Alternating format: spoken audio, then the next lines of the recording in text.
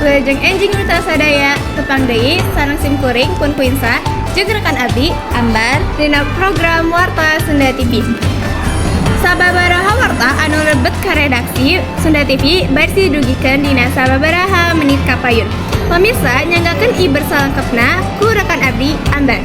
Jakarta, pelantikan anggota DPR, DPD, MPR RI periode 2024-2028 bakal dilaksanakeun dinten Salasa 1 Oktober 2024. Ribuan personil disiapkeun pikeun ngamankeun agenda.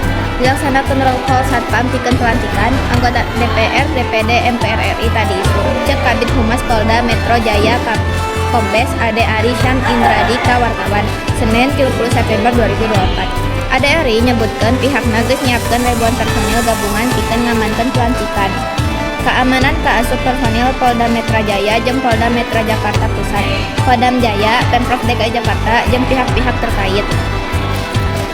Pamirsa, mun sakitu pidangan warta dina danget ayeuna ngawakilan Ais Pangampi Sunda TV simkuring pun kuinsa sarekat abdi Abad sejak amit mungkur amit mundur.